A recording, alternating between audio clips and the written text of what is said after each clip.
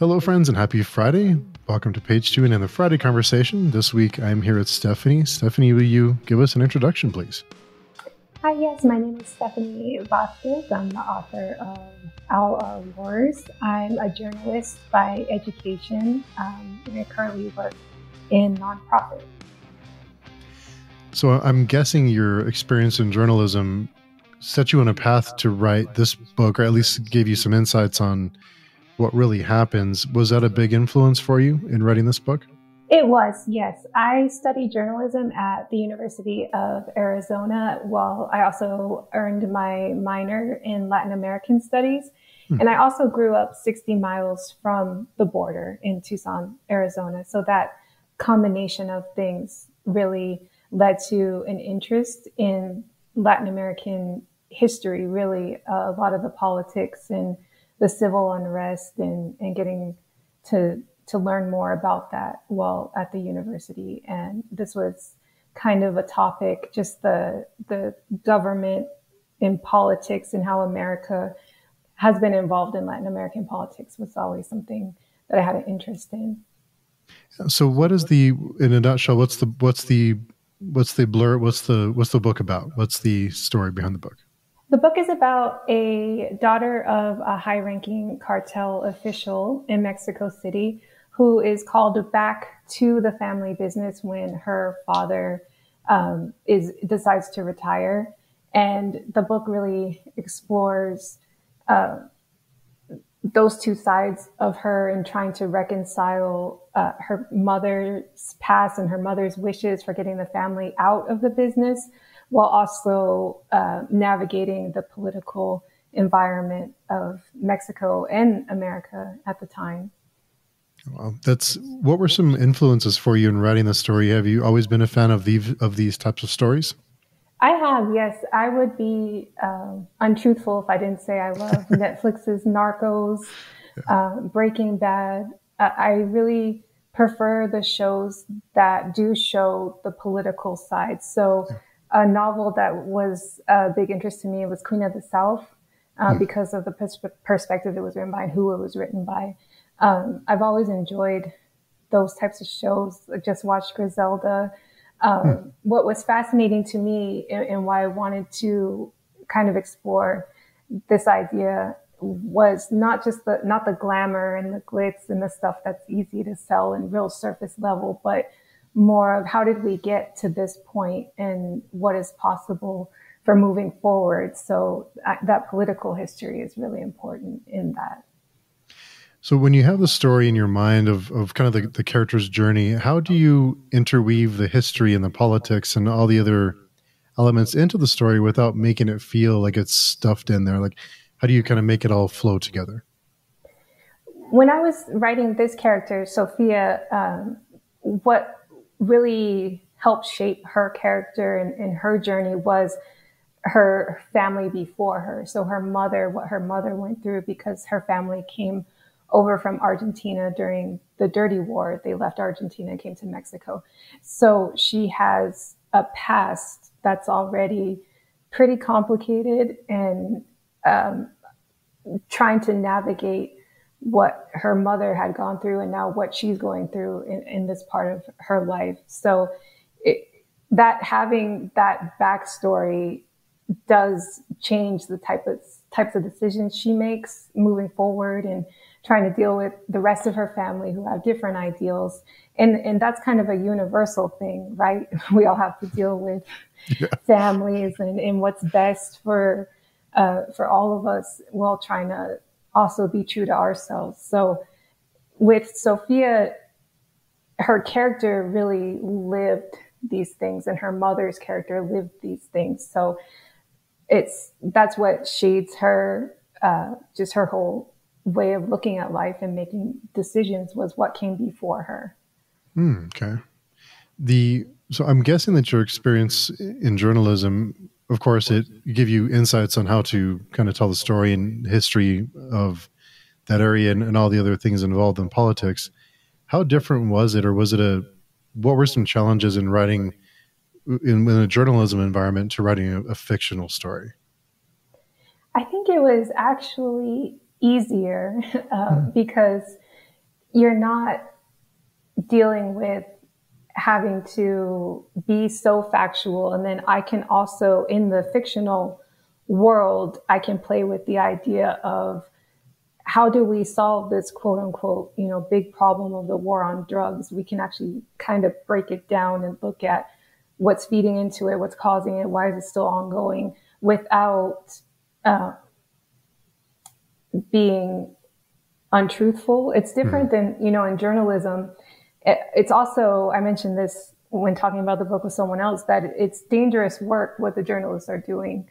The ones that have the boots down in Mexico and are reporting on these things. And it's almost sometimes feels like taking the easy way out, taking a step back, putting that buffer where I can play with things, make it a little different than it might be in reality. But it's also really because I wanted to explore these ideas. I wanted to have the idea of the cartels, but it's not the cartels that are there right now. It's an idea of what's going on, but here's a different way.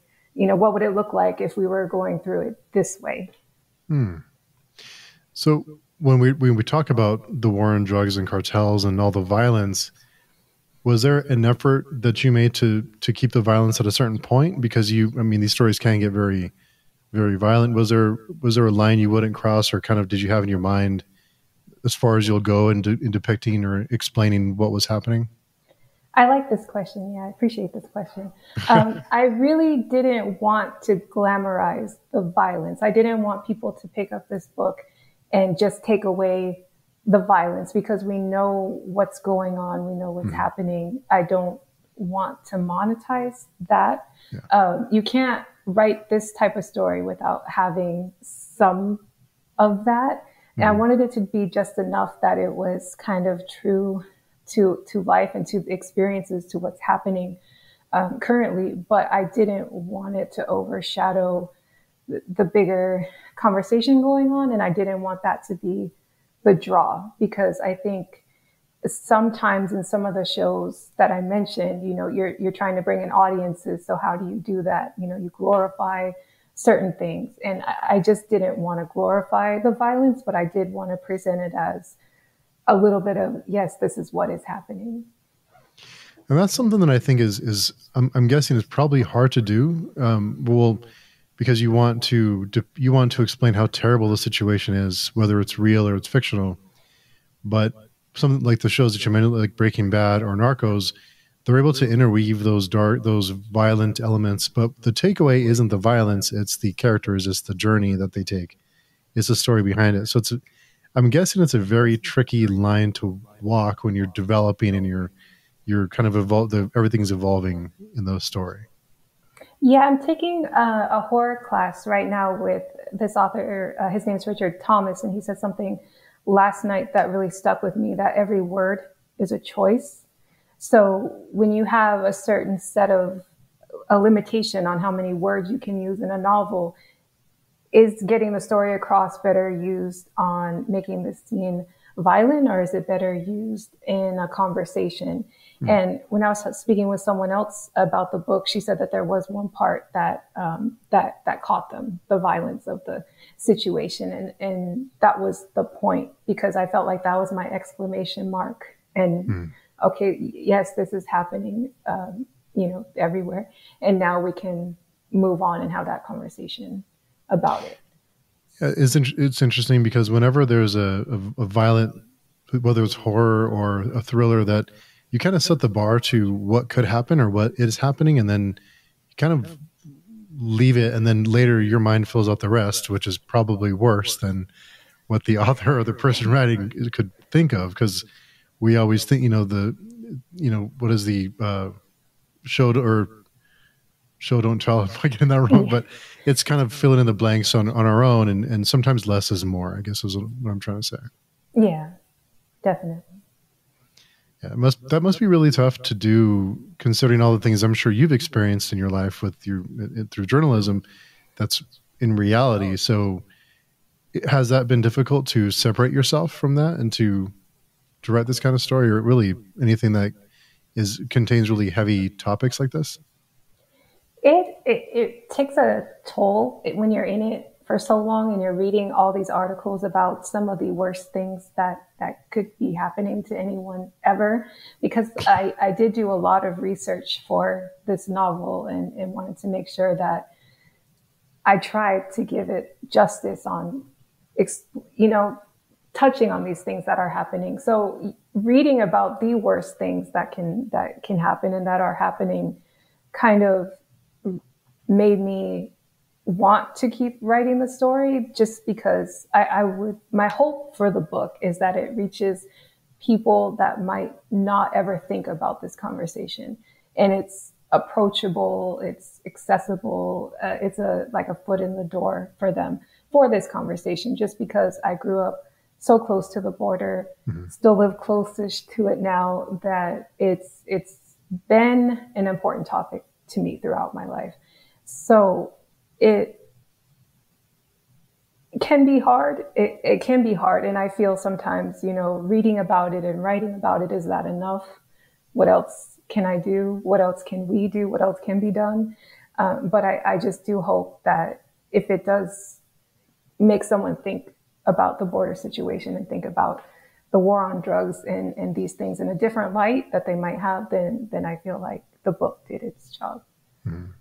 I want to touch on the war on drugs because it's a very interesting topic for me. But I wanted to also ask you about something that I'm careful about just in my own personal life. And I'm not a writer, but I dabble from time to time, private, that no one will ever read because, no one deserves that. But something that I'm always conscious of, or I try to pay attention to, is perpetuating stereotypes. Was that something that was a concern for you of writing a story and reinforcing negative stereotypes about certain people?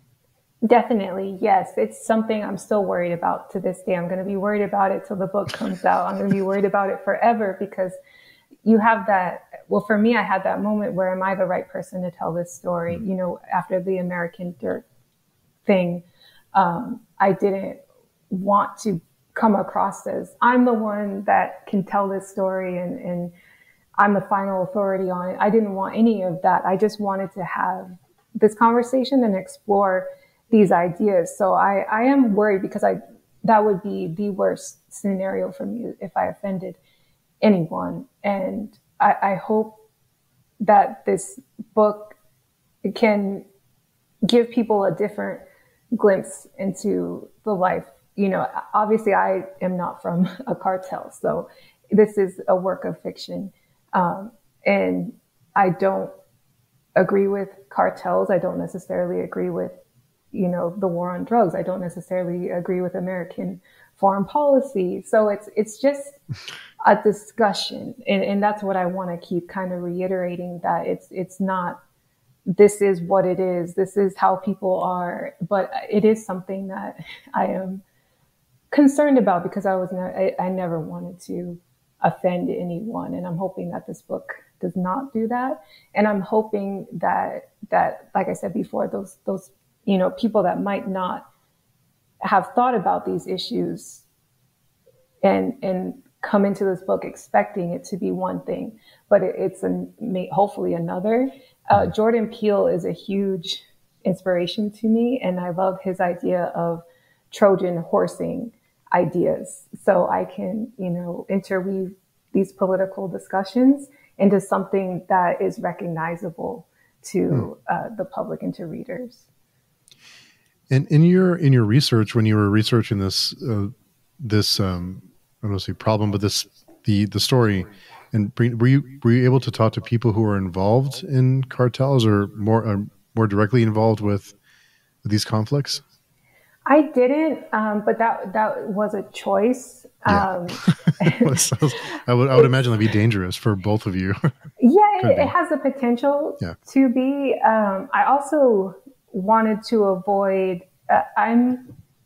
Before this novel, in my professional writing, I'm much more journalistic. I've written essays, so it's like if I start interviewing people and as a journalist, my first instinct is to tell the truth, then this is going to turn into an essay and it's not going to be the fiction novel. So I wanted to keep those two separate. I do have, you know, an idea of maybe someday getting to speak with people, just from my own curiosity and learning and education, and, you know, what else can I learn about this? Because again, like I say, I'm not an expert. Mm. Still learning. Everyone's still Oh yeah, learning we all about are. this. Yeah, Yeah, learn every day for yeah. sure. So it was a choice not to. I hope it was the right one. We'll see. The and you touched on the war on drugs, and I see how the war and well, the war, quote unquote, the war on drugs has been, the perception I think has changed. Well, at least for me, because when I grew up, there was a big push for, it was a big, during the 80s and the early 90s, and it was a big talking point. But the old, whether it's the older that I get, or just the longer this quote unquote war goes on, it just seems really, really hopeless. And it seems like it's a forever war that will never end. And there's a lot of other aspects to that, which I'm sure can get into corruption and some other things by the government. But like a movie like Traffic was kind of I'm not sure if you've seen Traffic, but it's, by the end, you do get this sense of just, it never ends. It's constantly just churning out just hurt and victims and destroyed people and families and everything else. So what kind of did this process change your perception on that quote unquote war on drugs? Yes and no. I grew up in the 80s too, in the 90s. So I remember Dare coming to Yeah, Dare, yeah. school, and the Dare t-shirts. And Oh yes, I have mine somewhere, I'm sure. yeah. Yeah. Then as you get older, right, you learn that things are not so black and white. Mm-hmm. Do we want fentanyl getting to our children? No, absolutely not. Nobody wants that. But what we're doing now and what we've been doing for 50 years is obviously not working. I read in one of the articles somewhere that I was researching, that drug use is actually on the rise. So it seems like, just as an average citizen, this is my opinion, it seems like trillions of dollars on this war that is not producing the results that we're looking for. And on the same kind of, or the flip side of that is, you look at the incarceration rates in Mexico and America, and when it comes to the war on drugs, it's people of color that are exponentially affected by this. So on top of that, it's like, well, it's, drug use is on the rise. The prisons are overcrowded, they're full. Is sending everybody off to jail really working? And I think any reasonable person might say, maybe not, maybe this isn't working. And I think that there's nothing wrong with saying maybe this isn't the right way. I don't know what the right way is. People a lot smarter than me have been trying to figure this out, but I think there's nothing wrong with saying maybe this isn't working. Yeah. What we're doing needs to change. Yeah, I completely agree. I have no idea what the fix is. I just know what's been happening just doesn't work. So it's just it's really sad to see over just years and years, and money and people and everything, just kind of an endless pit. It just seems like, and it just doesn't seem to be getting better. And in my state, because I'm right next door to you, it's there's a lot of, like, pot is legal now, and I can't go anywhere without smelling pot somewhere. So, there's changes that are being made, but it's a process, I guess. Yeah, it's a tough issue, which I think is part of why I was interested in it, because it's not an easy answer. It's not as easy as just saying drugs are bad, don't do them. Okay, we can say that, but is that really going to stop, fentanyl overdoses and other things that are going on? And there's other issues, right, that lead into drug use that the war on drugs, I feel like, doesn't even touch on, like addiction issues. If people don't have, I come from a nonprofit background, right? So if people don't have stable housing, they don't have stable jobs, or they have health issues, but they can't afford to go to a hospital, there's so much that goes into this that it's just, I like said, I don't know what the answer is, Yeah. but I think treating people like people is a good start. And maybe we'll get there someday. I hope so. We have to have faith, right? Yeah. Yeah, definitely. Yeah, we have to have faith, but hopefully we'll get there. I'm always curious. 'Cause I've spoken to a couple of other authors that have began writing fiction that were journalists before. One for many, many years, who was a journalist for, I think, over 20 years. What was your experience getting into publishing your work, or once you were developing your story? Was it a surprising experience to kind of, did you query, did you go through all that, go through that whole process? Yeah. So I've been back and forth on writing fiction throughout my whole writing career. And I have had some short stories published, and I was very familiar with the querying Oh, gotcha. and that whole process. But this really surprised me because I finished the book, finally finished. It was like the 100th draft. My mom was tired of rereading it for me. I was like, okay, it's time. It's time. Let's just send it and see what happens. But I knew for this type of story, I wanted someone or a publisher that was going to handle it with, respect to what the themes are, and that it's not just a kind of run of the mill romance. Nothing against that, of course, but Yeah, of course. Yeah. it's just a little different. So I found Spark Press and She Writes Press, and I actually found that they were having a contest for a full. They're going to publish full publishing package for a manuscript, and I was looking at their website, and I really loved their message of diversity, inclusion, female, and it felt like it wasn't just put on, that they really walked it and talked it. And so I submitted my work. It was a contest, so I figured there's no way, no way I'm going to win this. And I actually did. So I'm their step winner for 2022. And they're publishing, they're handling everything. So it's been, after so many years of trying to get short stories published and rejections, and to have this, it almost felt too easy. Like, this can't be right. But like my instructor said last night in our class, that if you keep trying, that's really what you gets you there. Is if you keep trying. If you give up, then it's never going to happen. So you just keep trying and keep trying. And I was just surprised because they're the only publishing company, only place that I sent the story to. So I think it worked out the way it was supposed to. I have so much respect for authors because I hear all these stories, and I have friends who have sent out hundreds of, queries, and they get rejections, and they don't always get rejections, but when they do, sometimes they're nice, and sometimes it's a very, but you also have to consider that these people don't always have time to write a personalized rejection for everyone. But still, it must be just a really rough process to go through and to keep going. It must be really tough. It really, really is. And it can be lonely too, which is, I think, part of that. And also having a professional career like my 9-to-5 job. And it's like, am I wasting my time spending my weekends doing this?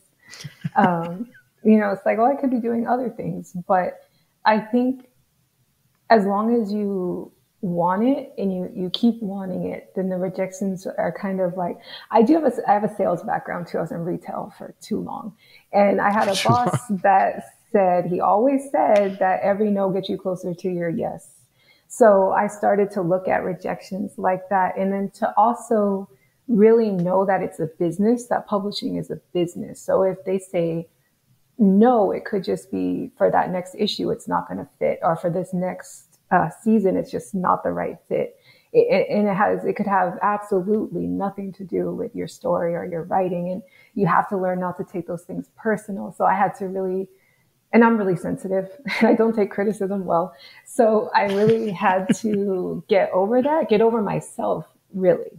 And just say, okay, maybe the story isn't right for there, but maybe it'll be right for, over here. And like my instructor said, and this would be my biggest advice to anyone too, is just keep at it, keep sending it. And the more you do it, the more comfortable you feel.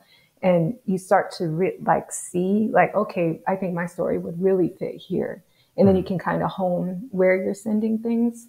I think that persistence is such key. And then building that thick skin, because the rejections are going to come no matter what. You're going to get them no matter what. So might as well try to desensitize yourself from them. I really like that advice. Every no gets you closer to your yes. That's Yes. kind of, yeah. Yeah. It's tough, but it's probably a way to keep going and to learn from every no. It's more positive because then you're like, okay, I got my no and I'm getting it out of the way and I'm getting closer to my yes. So it's just a way of reframing, which, salespeople are great at. Sales must be really tough. Sales, yeah, it's a tough gig too. Yeah. Yeah, it's really tough. I wasn't very good at it, but for the story, once it was picked up, and I'm guessing it went to their editors or whoever went to their edits, were there any changes that you would not make, or was it were there enough changes that it didn't fundamentally change the story? At that time, it had been through so many, like I said, so many edits and been revised so many times. And I always say my mom's another reason I've done this, because she never let me give it up. Anytime I was thinking about a career change or this or that, she's like, well, you're going to keep writing.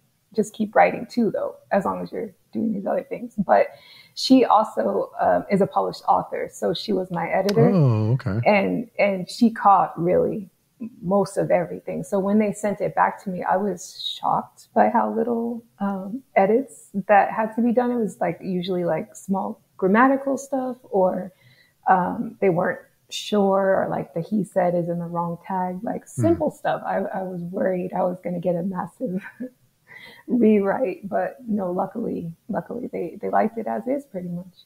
Wow, it's nice to have a mom who's yes, able to very helpful, helpful, and very budget friendly because she did it for free.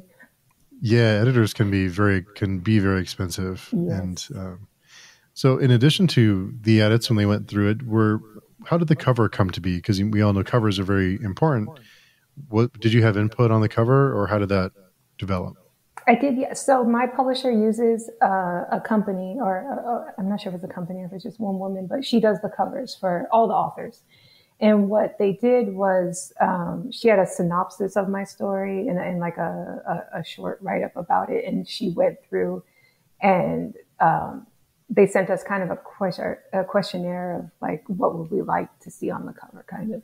And she sent back pictures of different haciendas, which I really loved, because to me, in the story, her home, the De Luna family home, is almost a character. So the fact that everything they sent back to me kind of focused around the house was perfect.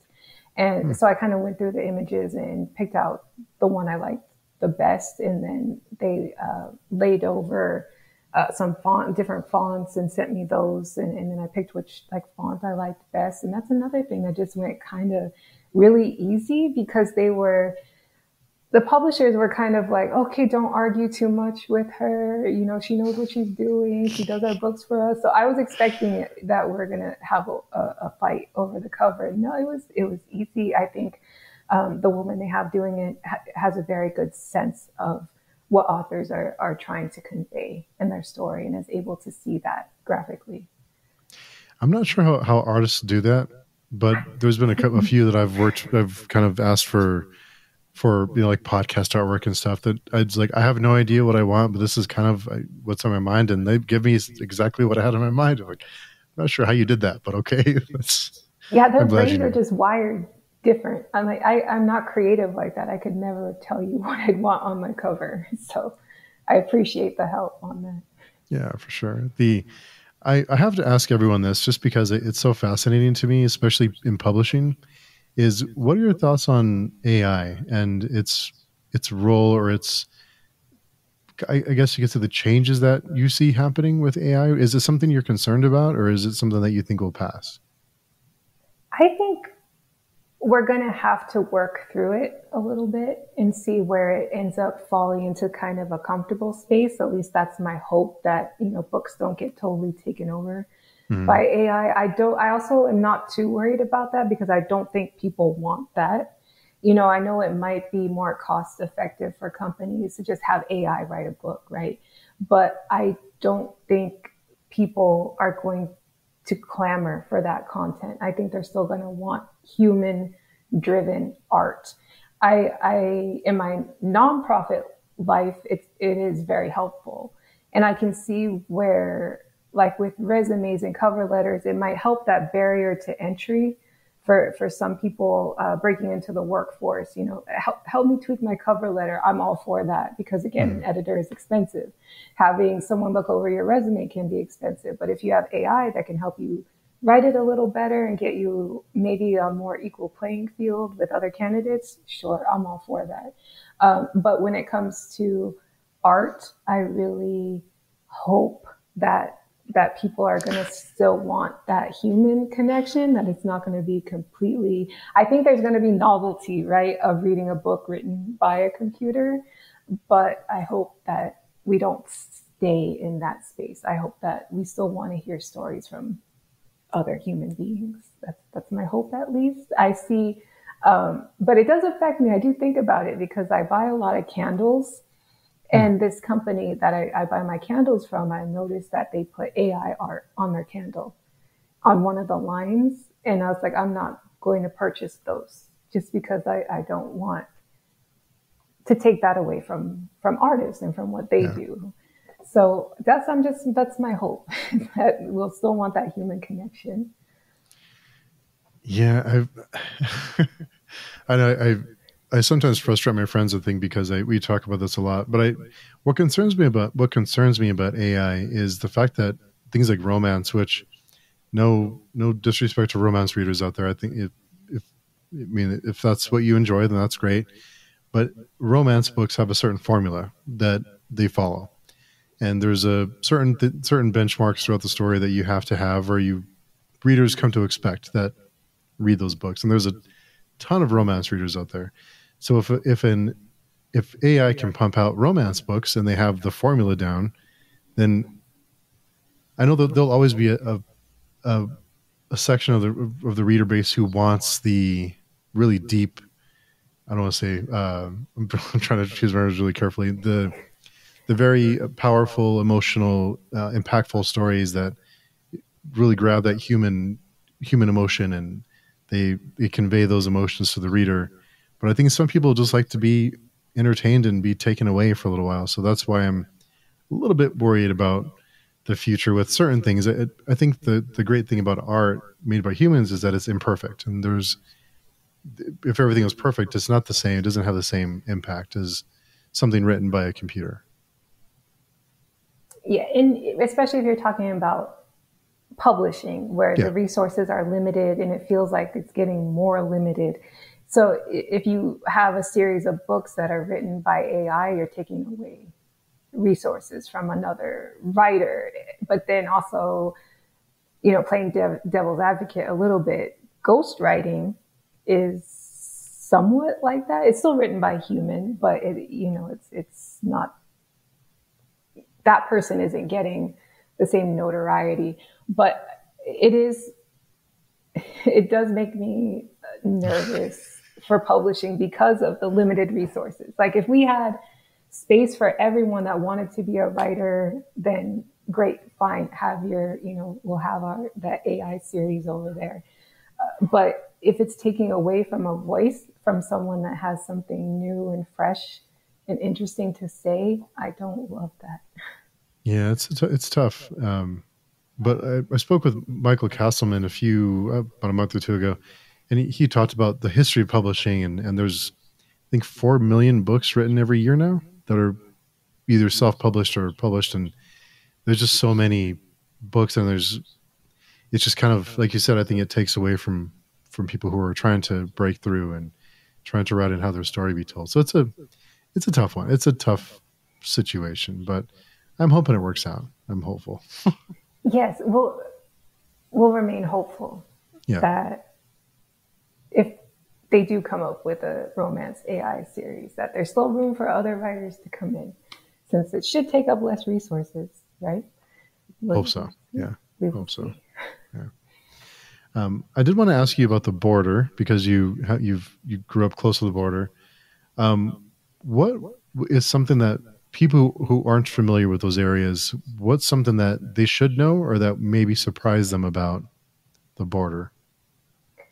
I Part of what started this novel too was the fact that Tucson, where I grew up, is very multicultural, is bicultural, really, and the kids I went to school with, the people I work with, the people my mom worked with, it's they have family over the border. They go every weekend to Mexico. They come back and they go back and forth. So they're living two different worlds, two different lives, and to see, I'm not going to call out any names, but to see these campaign ads in particular screaming about what immigrants are doing. It's not all immigrants, and I think that it's unfair to try to say that all of these people with diverse lives, coming across the border, legally, illegally, are trying to make their lives better for their families. And I think that's something that if we could all find understanding in one another, instead of, because you can argue the politics and the laws back and forth forever. But the fact is that at the end of the day, most of us are just trying to do what's best for our families.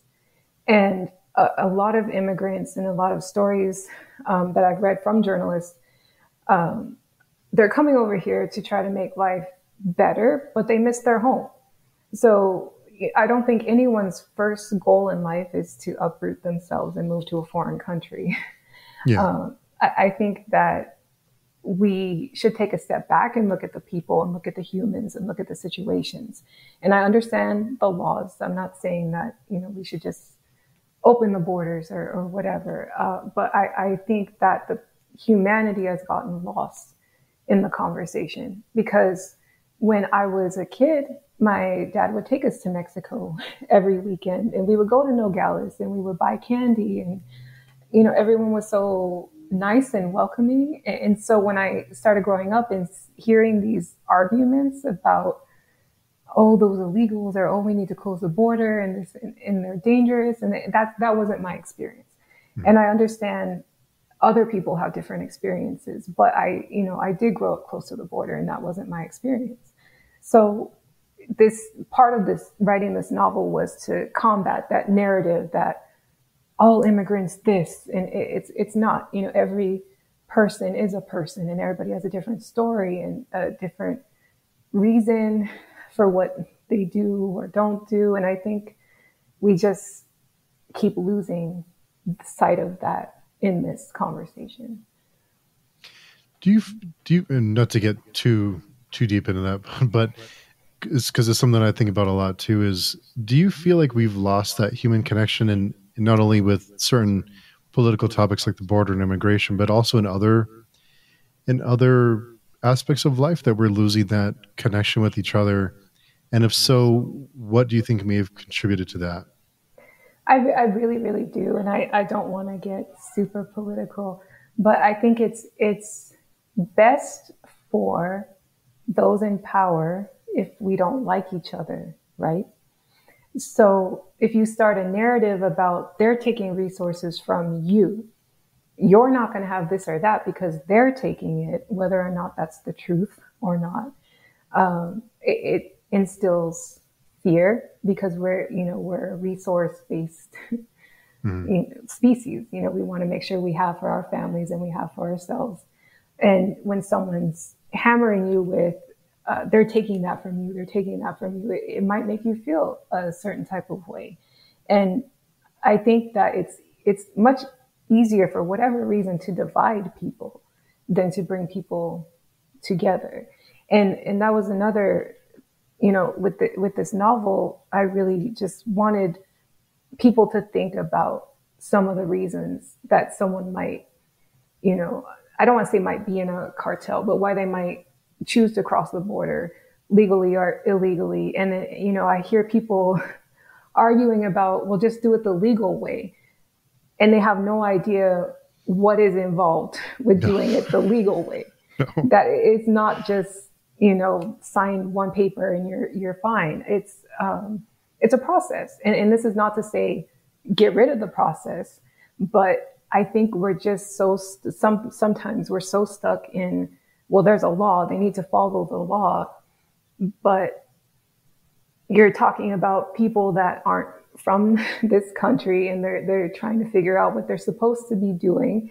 And there's people stealing money from them, saying that they're going to help, but they don't. It's just, sometimes it's easier just to think of things in black and white. Just this is right, this is wrong. But humans don't fall into that.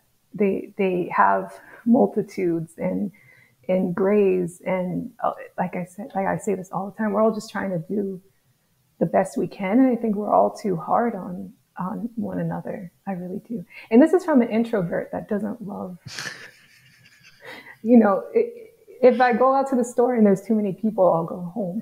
But yeah. I think that it would be healing. It would be so nice, right? If we started looking at people as people again, instead of laws and this and that and whatever else. Yeah, I wanted to pick your brain about that because I think we're around the same age, and I've seen a big change in the last, especially 10 or 15 years, with just that separation of there feels like there's a big divide between individuals now. We don't see people as people anymore. It's more of just someone far, far away, even if it's down the block. So there's a lot. I think I don't want to be the old man yelling at the clouds or telling the kids to get off the lawn, but I think there's changes in technology like social media that has really, really made that situation a lot worse and given us that distance, and we don't see each other as individuals and people anymore as just someone on a screen somewhere. So it's been interesting, but hopefully, like the theme of this episode is hopeful that things change, right? Yeah. Yeah. For sure. But I know I don't want to keep you all day, but had a couple of questions for you before I let you go. The first one is, was there ever a hobby or thing that you were excited to try, but when you tried it, you did not enjoy it? Oh, that's a good one. Yes, I will say copywriting. I wanted to be a copywriter. I was like, I'm going to be a copywriter like in Mad Men, and I can work freelance and it'll be great. No. Because I was good at sales, and then I think I'm okay at writing, right? I have a background in it, so I should be able to combine these two. And it's a lot more work than I expected, which makes me sound a little like naive, I guess. But that, reaching out to people, cold emailing, cold calling, and all of that, I did not want to do that. I just wanted to be John Hamm from Mad Men. I didn't want to have to get more rejections in emails, and I hate calling people on the phone. So yeah, that did not work out for me. Another question I like to ask all of my guests is, do you have any favorite family recipes? Oh, that's a good one.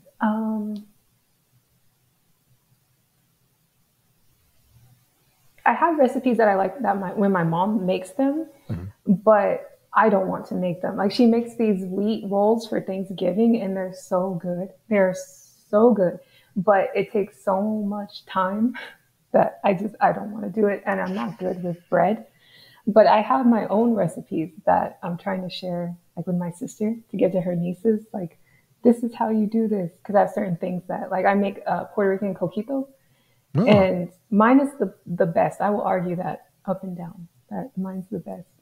So I have a recipe for that I make every year. And I really love baking. So I have like spicy gingerbread cookie recipe and making apple pies from scratch and things like that. So I would say my mom's rolls is my favorite recipe, but I need her to make it. It's just not the same. Yeah. Yeah. Bread is tough for sure. There's a lot involved in it. And the last question I have is, what was your first job and what did you learn from that experience? My first job was at Mervin's. I don't know if you remember I Mervin's. do. Yeah. I loved it. I think I got very, very lucky because our store manager at my location was someone that when I first started working, I was like, I want to be like him because my grandpa, my mom's father, owned their own business, and this store manager really reminded me of my grandfather because my grandfather always said, "You take care of the people that work for you first. And then they'll take care of you." That was always his motto. And when I worked for this store manager, he was very big on, he took care of us, and in turn, we were able to deliver that sincere customer service. I know it was just Mervin's and it's just, shoes and whatnot, but I felt proud of that job and I felt proud to work for him. And I learned a lot about sales in that job because I worked in the jewelry department. So I made commission and Oh, nice. I learned then a lot about how to listen to people and especially in jewelry because it's a big purchase. People aren't going to just, you know, pick whatever up and leave. They're thinking about it because they're putting down a lot of money. So I learned how to have conversations with them, like, what is it? Who's it for? Do they like silver? Do they like gold? And it was in that job where I felt like, yes, it was sales, but I felt like I was doing it the right way. He taught me the right way, not the high pressure sales. And it's worked well for me in my other retail positions, which, like I said, worked retail way too long. It could even be something that's helped you through your publishing experiences too, is that persistence and the willingness to listen and all those things too. Yes. Yeah. Yes. I agree. It's interesting to me, everyone's first job and what they took away from it and kind of how it sticks with them throughout their life. I think it's really interesting. I'm curious, what is yours? What was yours? Back in high school, I had a friend who his mom there was this office building and she ran a crew of like people who would go and like clean windows and vacuum and like, like sweep floors and things. And so after school I would go and vacuum for hours after school, like offices and stuff. So back then it was a cassette player with headphones on and I'd just go and have a blast vacuuming for 3 or 4 hours a night, a few days a week. It was So so yeah. fun. I remember working when we were younger. It was fun. I don't know if maybe that's like rose-colored glasses now, but I remember some of my best, like most fun memories were when we would do like the Christmas overnight and we'd set up the store for Christmas. And Yeah. it was just so fun. Now it's just like spreadsheets all the time. Yeah. It's a lot different now. Yeah. I don't know if that was being naive or if that was just youth and Everything enthusiasm was fun then. I don't know, but it was fun. There's, fun memories for sure. Yeah. Good stuff. But thank you so much for taking time out of your day. I know you're very busy, so I appreciate you coming by. Thank you. I appreciate the opportunity and your questions were so thoughtful. I appreciate that. And I appreciate the time. Thank you for having me. You. So anyone who wants to buy the book, where can they find it? They can get it at any of the big sellers, Amazon, Barnes and Noble, Simon and Schuster. You can also request it at the library if you prefer to support your local libraries. Working on indie stores. I'm not so sure on local yet. I think that's, I need to do the outreach on that. But definitely ask your libraries for it if you prefer. But yeah, it's on Amazon, Simon & Schuster, Barnes & Noble right now for pre-order. Awesome. And where can people find more information about you and what you're up to? They can go to my website, has all my socials. So it's StephanieVasquezAuthor.com.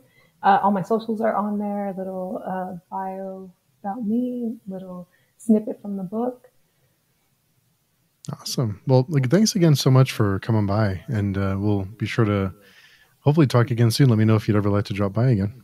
Yeah, thank you. This was This was fun. I was nervous at first. I'm always nervous, but Yeah, everyone always is at first. It's okay. But thanks again, and thanks everyone for listening, and we'll talk to everyone soon.